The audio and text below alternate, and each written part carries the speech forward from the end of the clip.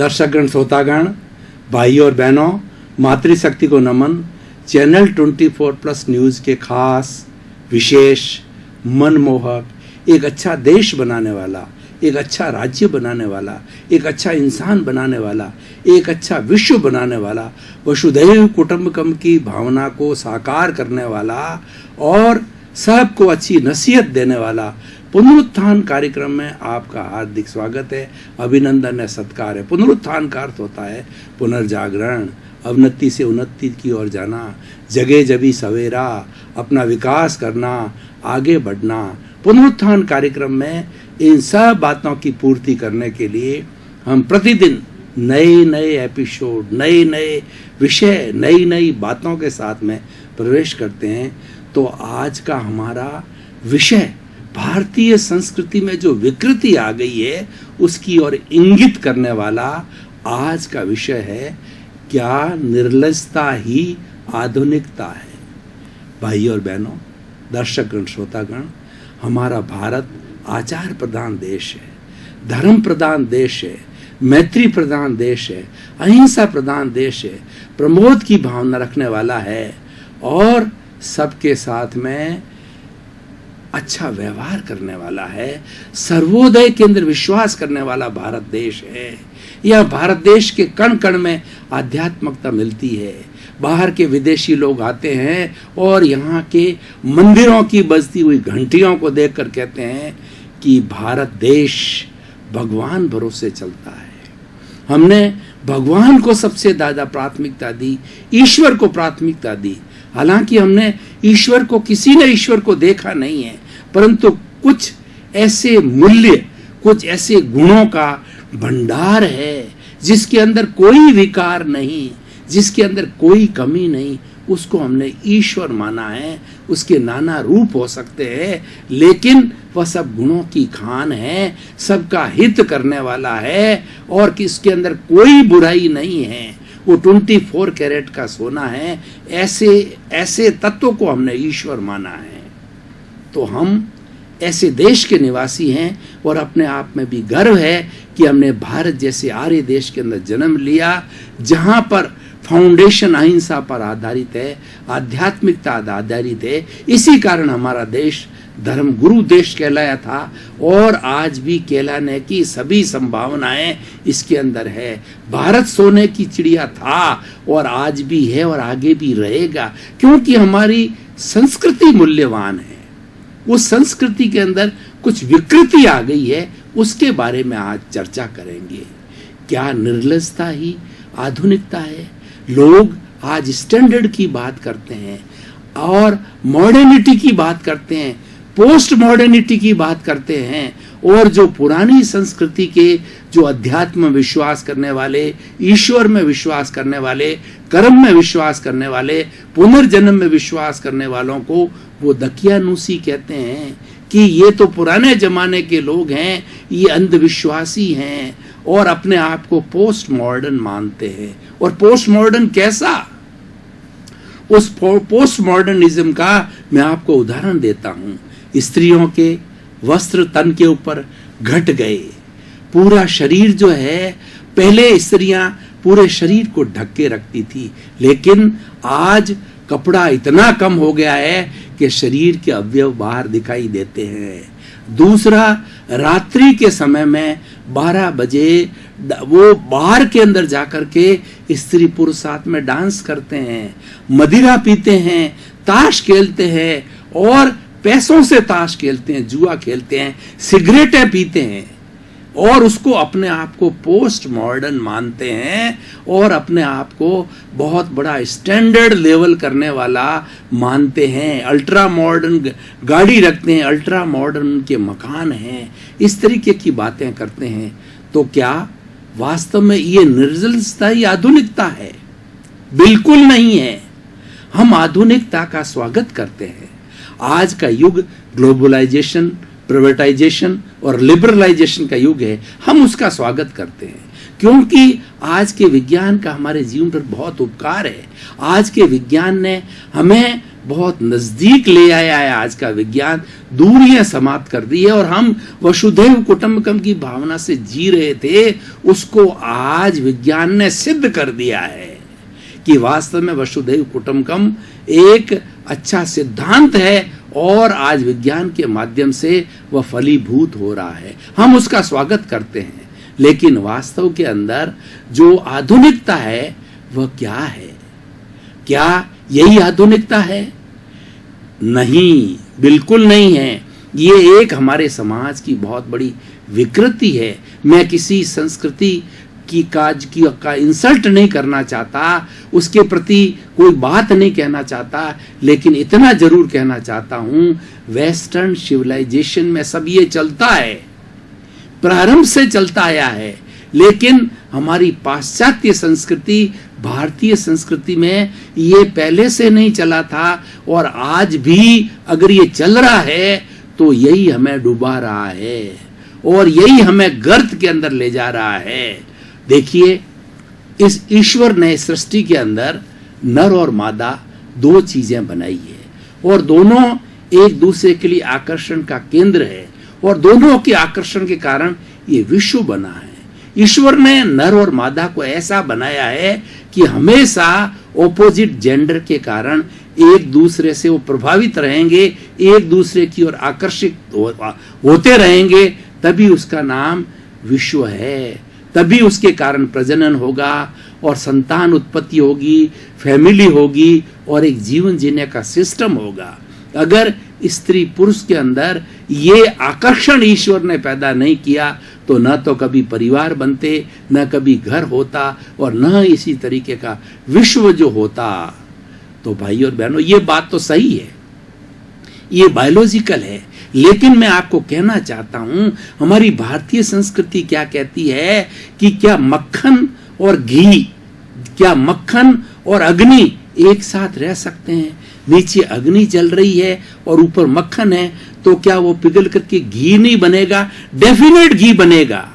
इसीलिए पहले हमारी गुरुकुल की जितनी पढ़ाई की व्यवस्था होती थी और स्त्री और पुरुष की व्यवस्था होती थी, नर और मादा की जो व्यवस्था होती थी, वो अलग अलग हुआ करती थी, को एजुकेशन नहीं थी। उसी कारण जो है हमारे यहाँ ज्यादा अनैतिकता नहीं थी।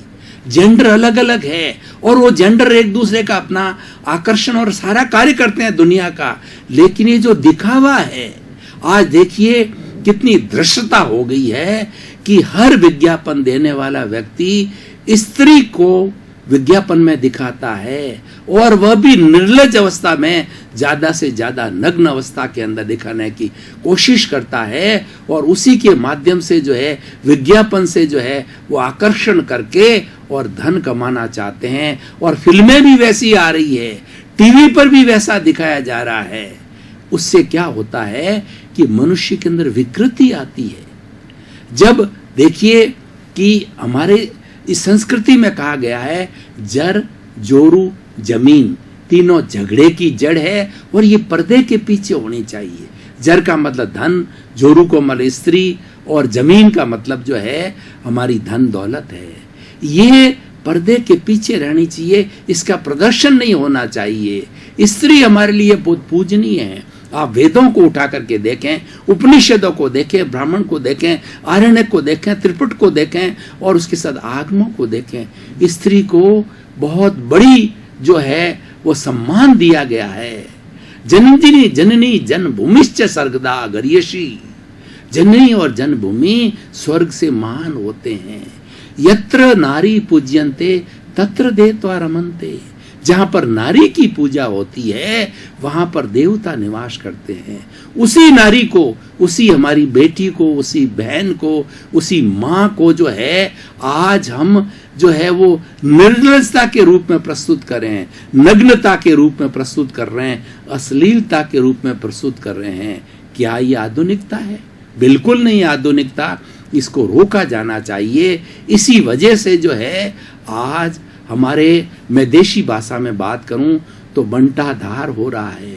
आज हम रेप करने के लिए चिल्ला रहे हैं, लेकिन रेप के कारणों पर नहीं जा रहे हैं कि क्या जवान लड़के और लड़कियां जो कि मक्खन और घी की तरह है, वो किस तरीके से रहते हैं। अभी कोर्ट ने एक निर्णय दे दिया कि जो है साथ में आराम से रहा जा सकता है, और उसके रहने से क्या उसका मिसयूज किया गया और उससे बहुत सी अनैतिकताएं पैदा हो गई है।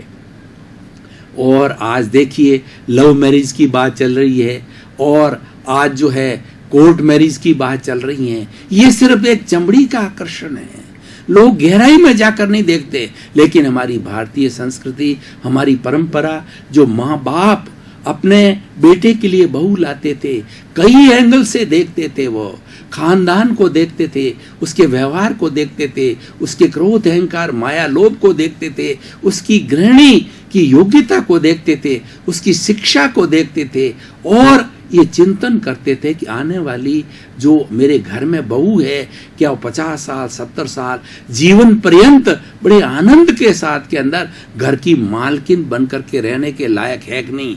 भाई और बहनों, दर्शकगण, श्रोतागण, क्योंकि विषय चल पड़ा है तो मैं बताना चाहता हूँ कि मैं 18 साल का था और मेरी धर्मपत्नी 16 साल, यानी होने वाली धर्मपत्नी 16 साल में हमारा एंगेजमेंट कर दिया गया। तो मैं 7वीं के अंदर पढ़ता था, और मैं जसोल का निवासी राजस्थान, वो असाडा का निवासी, 10 किलोमीटर एक दूसरे से गांव थे, और 5 साल तक वो एंगेजमेंट रहा। हमने एक दूसरे का चेहरा नहीं देखा, और हमको 53 वर्ष हो गए, लेकिन हमको आपस में लगता ये है कि 53 दिन हुए हैं। और इतना एक दूसरे के प्रति सम्मान, एक दूसरे के प्रति स्नेह, एक दूसरे के प्रति प्रेम, एक दूसरे के दुख दर्द को समझना, एक दूसरे का समर्पण करना, एक दूसरे के अंदर टकराव का नहीं होना, ये हमारी भारतीय संस्कृति की विशेषता है। क्योंकि जो पेरेंट्स करते थे वो एक एंगल्स के साथ करते थे। तो मैं भाई और बहनों किसी पर कटाक्ष नहीं करना चाहता हूं, मात्र मैं विकृति की ओर निशाना साधना चाहता हूं कि ये जो विकृति आ रही, इसको रोका जाना चाहिए। और हमारी भारतीय संस्कृति के अंदर जो नारी को बड़ा रूप दिया गया है, जिसको कि लज्जा की मूर्ति कहा गया है, जिसको करुणा की मूर्ति कहा गया है, उसको उसी स्थान पर बिठाना चाहिए, अश्लील स्थान के ऊपर नहीं बिठाना चाहिए। ये हमारी सबसे बड़ी विकृति है।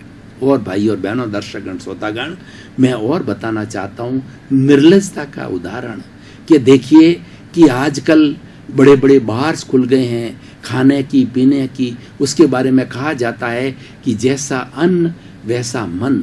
अगर व्यक्ति सात्विक आहार लेता है तो उसका मन भी सात्विक होता है, उसका विचार भी सात्विक होता है, और उसका भाव भी सात्विक होता है। कहा जाता है जैसा भाव वैसा विचार, जैसा विचार वैसा आचार, जैसा आचार वैसा वैसा वैसा व्यवहार, और जैसा व्यवहार वैसा व्यक्तित्व। यानी देखिए हमारी भोजन से जुड़ी हुई बातें हैं, हमारे चिंतन से जुड़ी हुई बातें हैं।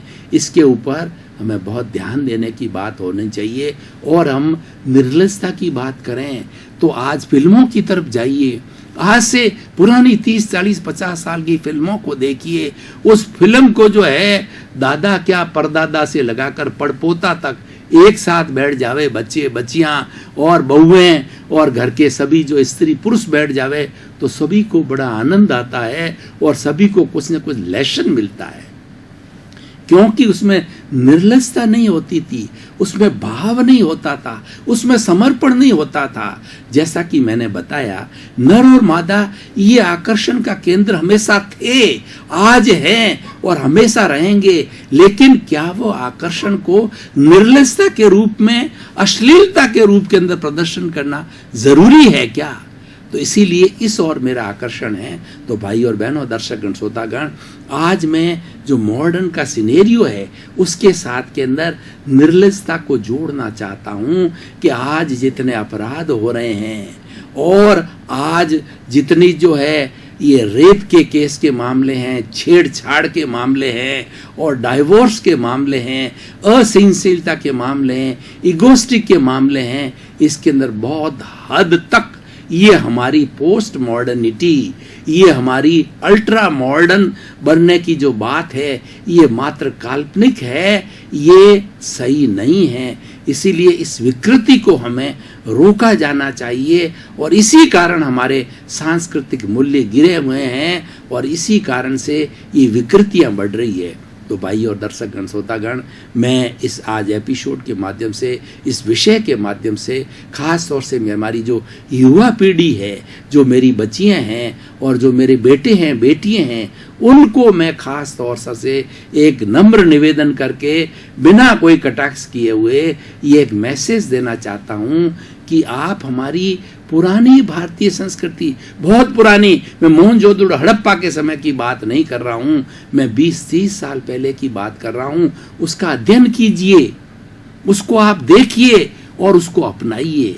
खान पान के मामले में, रहन सहन के मामले में, साथ रहने के मामले में, को एजुकेशन के मामले में, ठीक है को एजुकेशन सरकार ने की है, लेकिन पर्दा रहना चाहिए, इतनी फ्रीडम नहीं हो रहनी चाहिए। आज ये मोबाइल की संस्कृति क्या है, कौन सा व्यक्ति कब किससे कहाँ मिल रहा है, क्या बात कर रहा है। पहले मोबाइल नहीं थे, पहले फ़ोन नहीं थे, किसी से जुड़ा होना बहुत कठिन कार्य होता था, लेकिन आज देखिए चढ़ता हुआ खून है, चढ़ता हुआ जो है जवानी का नशा है, उनको भविष्य की कोई चिंता नहीं, भविष्य का कोई अनुभव नहीं है, और उस मादकता के अंदर, जवानी मादकता में बह जाते हैं और अनैतिक कार्य बहुत से हो जाते हैं और बहुत से हो रहे हैं। आप पत्रों को देखिए, टीवी मीडिया को देखिए, प्रिंट मीडिया को देखिए, सबके पीछे जो है आपको कारण नजर आएगा, तो ये निर्लजता है। इस निर्लजता को रोकना चाहिए। और हम जिसे आधुनिकता कहते हैं, वास्तव में ये आधुनिकता नहीं है। अभी मैं आधुनिकता की आपको परिभाषा देना चाहता हूँ कि आधुनिकता का अर्थ होता है ऐसा गुणशील इंसान बनना जो कि वेल बिहेव्ड हो, वेल कल्चर्ड हो, और वो हर एक के साथ में अच्छा व्यवहार करे। अगर बड़ा अफसर है और उसका हमने छोटा से छोटा, मान लीजिए चपरासी है, उसके सामने उसको भाई वत समझे और उसके अनुसार कार्य करे। और चाहे चपरासन है, उसके साथ के अंदर बहन के रूप के अंदर और एक इंसान के रूप में उसके साथ व्यवहार किया जाना चाहिए। उसी तरीके से राजनीति को देखिए, राजनीति के अंदर भी ऐसी स्थिति आनी चाहिए। तो कुल मिलाकर के मैं ये बात कहना चाह रहा हूँ, और प्रेजेंट के अंदर निष्कर्ष के रूप के अंदर और सोशल यूटिलिटी के रूप के अंदर मैं कहना चाह रहा हूँ कि हमने रॉन्ग बिलीफ बनाई है कि पोस्ट मॉडर्न होने से हम बहुत बड़े कल्चर्ड हो गए, हम बहुत बड़े लोग बन गए। वैसा नहीं है। बड़ा लोग होता है जिसके अंदर गुण होते हैं। कौन से गुण? ईमानदारी के गुण और संतुलन के गुण, और उसके अंदर किसी तरह का व्यसन नहीं हो, व्यसन मुक्ति के गुण होने चाहिए, परोपकार के गुण होने चाहिए, किसी की मदद करने वाले होने, और शम और सम की जो है वो कॉन्सेप्ट पर चलने वाला होना चाहिए। सम का मतलब समभाव, हर एक के साथ में अच्छा भाव करे, और शम का मतलब अपना जो इमोशनल कॉन्सेंट है, क्रोध, अहंकार, माया, लोभ है, उसको नियंत्रण में रखे। और श्रम का मतलब है कि वह छोटा से छोटा कार्य करने में भी हिचकिचाना नहीं चाहिए, चाहे घर का झाड़ू लगाने का हो, चाहे पोछा लगाने का हो, चाहे बर्तन साफ करने का हो, घर का कोई भी कार्य हो, उसके अंदर जेंट्स हो चाहे लेडीज हो, उसके अंदर कोई तरह का भेदभाव या छोटापन महसूस नहीं होना चाहिए। क्यों? कार्य कार्य होता है, कार्य अपने आप में बुरा नहीं होता है, पर उसके प्रति जो मानसिकता है वो बुरी होती है। तो उसी तरीके से वासना बुरी होती है, कोई भी चीज बुरी नहीं होती है, वासना बुरी होती है। हमें उस वासना को रोकना चाहिए। उस वासना को रोकने के लिए हमें निर्लजता को हटाना चाहिए।